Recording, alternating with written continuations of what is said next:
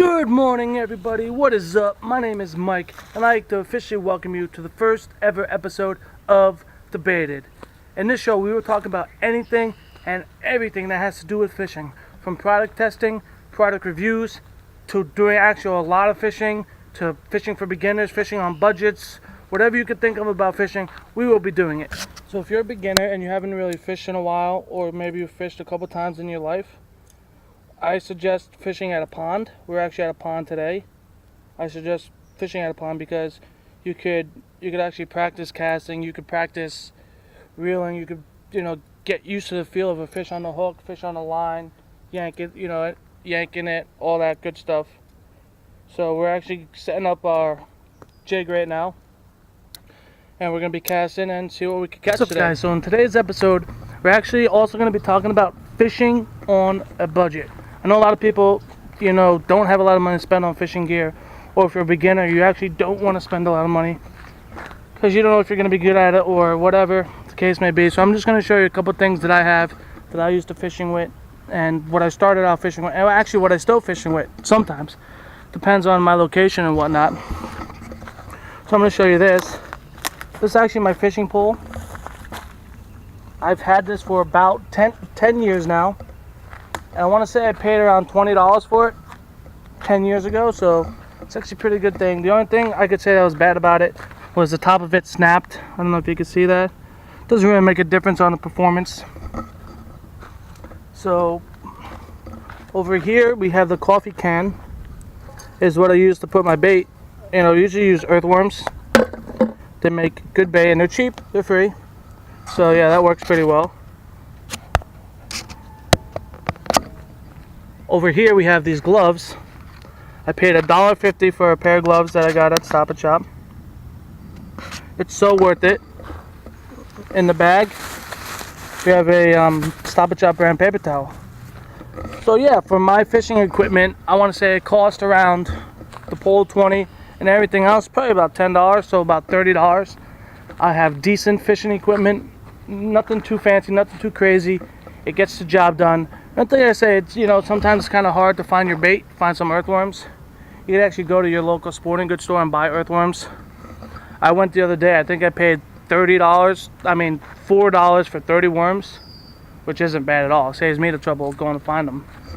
So yeah. So now that you're ready to cast, it's pretty simple. You want to reel up, not all the way, but you want to reel up a little bit. So it's just below the top. And then it's real simple. You take your finger like this, put it like this, make sure that's down, and then all you gotta do is flip this over. Now you're ready to cast.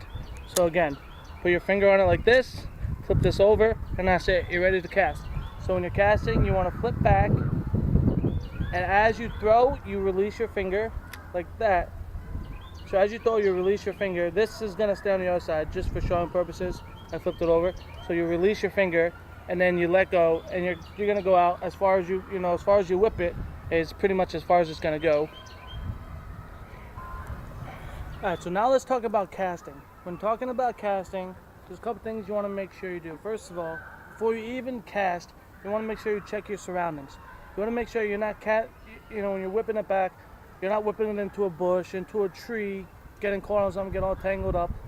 And most importantly, you want to make sure you're not hitting someone else. Make sure there's no people.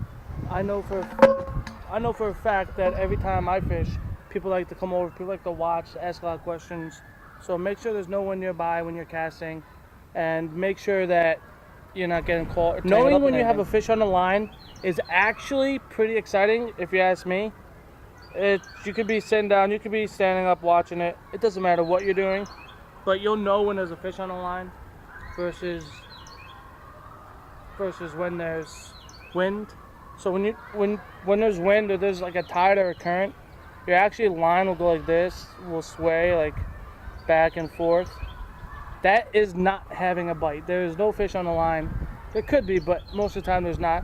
When you see your pole actually start to go like this, so this is my pole in the water. When you actually see it start to like move back and forth, do these big, that means there's a fish biting. And then once it starts to like bend a lot, you'll know that the fish is actually hooked, and you could actually start reeling them in. But when he's like this, when you get like this, you can actually like sneak up, grab the pole, and actually yank it. So what I mean by yanking it is I mean like pulling it. Thank you to everyone who watched this video. If you enjoyed this video, please give it a thumbs up. Please give it a like, give it a share, and you could like my new page when it comes out, Debated. It's not out yet, but I'll keep you guys updated. And I want you guys to write in the comment section below on what you think our next video should be on about fishing. If you have any products you want me to test before you buy them, please let me know. Thank you guys. I'm signing out.